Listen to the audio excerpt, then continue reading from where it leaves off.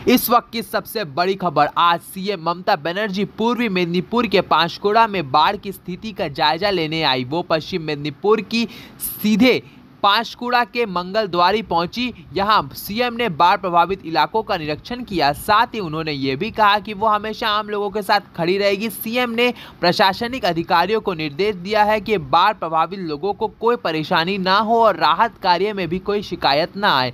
ममता बनर्जी ने इस बाढ़ को मानव निर्मित करार दिया और कहा है कि डीवीसी ने बड़ी मात्रा में पानी छोड़ा जिसके बाढ़ की स्थिति बन गई। पूरा दोष उन्होंने डीवीसी में डाला। हालांकि उन्होंने ये भी कहा कि जल्द से जल्द इसका सुझाव निकलना चाहिए ताकि भविष्य में ऐसा ना हो। कुल मिलाकर सीएम ने लोगों के साथ खड़े रहने का आश्वासन भी दिया है और मंगलद्वारी से हावड़ा के लिए रवाना हो गई है। এবং পাঁশকুড়া এই অঞ্চল এই দিকে সব এদিকে জলটাকে দেখাও কিভাবে জল যাচ্ছে। এক্ষুনি সব তোমরাও ডুবে যাবে, এক্ষুনি সরে যেতে হবে। এইটা কালকে রাত্রে এই জলটা আবার ছেড়েছে নতুন করে ছেড়েছে এই জলটা। আজ দুটো পর্যন্ত উদয়নারায়ণপুর, আমতা, পাঁশকুড়া অনেক জায়গা আমরা কন্ট্রোল করলো, এই জায়গাগুলো ডুবে যাবে। আমি বলবো ডিএমকে এক্ষুনি এখান থেকে লোক শিফট করাতে। দুই হচ্ছে যাদের কাঁচা বাড়ি ভেঙে গেছে তাদের লিস্টটা মধ্যে দিতে। তিন হচ্ছে যাদের জমি নষ্ট হয়ে গেছে, শস্য নষ্ট হয়ে গেছে, সরো জলটা দেখতে দাও, জলে ডুবে যাবে এক্ষুনি। কৃষি জমি যাদের আছে বা শস্য আছে তারা চিন্তা করবেন না, তারা শস্য বীমার টাকা পাবেন শস্য বীমার টাকা। আপনারা যতদিন বাড়ি ফিরতে না পারবেন সরকার রিলিফ দেবে, আপনাদের যা সাহায্য করার করবে। এটা ঝাড়খণ্ড জল ছেড়েছে এবং ডিবিসি কেন্দ্রীয় সরকারের সংস্থা আমার মনে হচ্ছে 4 লাখ কিউসেককে ছাড়িয়ে গেছে, যা কোনোদিন জীবনে হয়নি। কারণ আমরা 5 লক্ষ পুকুর কেটেছি, আমরা 500 কোটি টাকার চেক ড্যাম করেছি, আমরা কপালেশ্বর কেলেঙ্গাই প্রোগ্রামের মধ্যে দিয়ে অনেক এলাকাকে সেভ করেছি। ঘাটাল মাস্টারঘাট প্ল্যান যেটা পড়ে আছে 10 বছর ধরে, সেটাও আমরা ডিপিআর তৈরি করছি, আগামী 2 বছরের মধ্যে করে দেব। কিন্তু তা সত্ত্বেও যদি এই রেটে জল ছাড়ে আর ডিবিসির জল ধারণ ক্ষমতা এখন মাত্র 36% এসছে, কেন কেন্দ্রীয় সরকার ডিবিসি ড্রেজিং করবে না, ডিসিলটেশন করবে না? ডিবিসির জলে কেন বাংলা ডুববে আমি জানতে চাই, আমরা কৈফিয়ত চাই। ফরাক্কায় ড্রেজিং করে না, বাংলা ডোবে, বিহার ডোবে। আর ডিবিসি ড্রেজিং করে না, বাংলা ডোবে। বাংলায় জল ছেড়ে দিয়ে ঝাড়খণ্ডকে সেফ রাখে। এটা তো ঠিক নয়।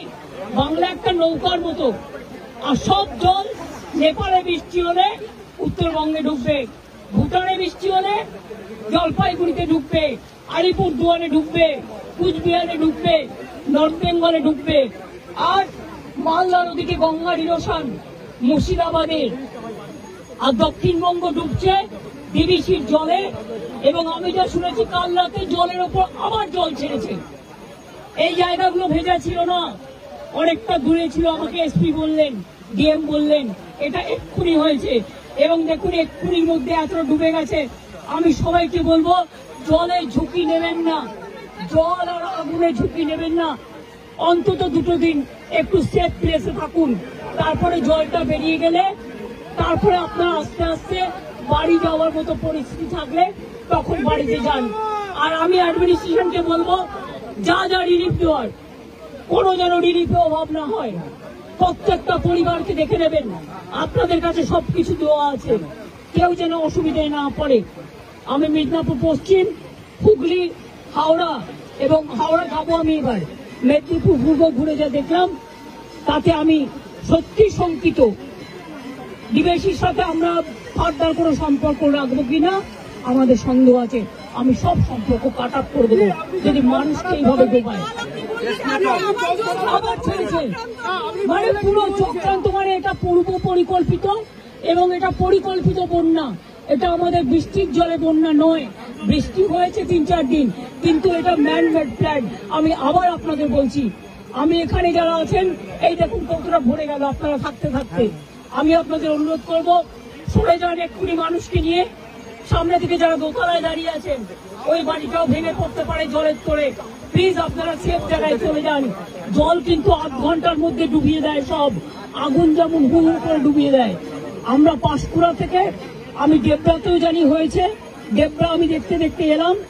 দেবরা আমি ডিএম কে বলবো, পশ্চিম মেদিনীপুরের ডিএম কে বলতে দেবরার রিলিফ গুলো পাঠাতে, এমএলএ কেও একটু কনফিডেন্স নেবে, জেলা পরিষদকে, এবং কেশপুরটাও দেখে নিতে।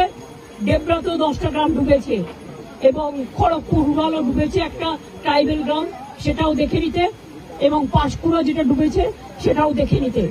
কোন রকম জাতের লোকে না বলতে পারে যে আমি রিলিফ পাইনি।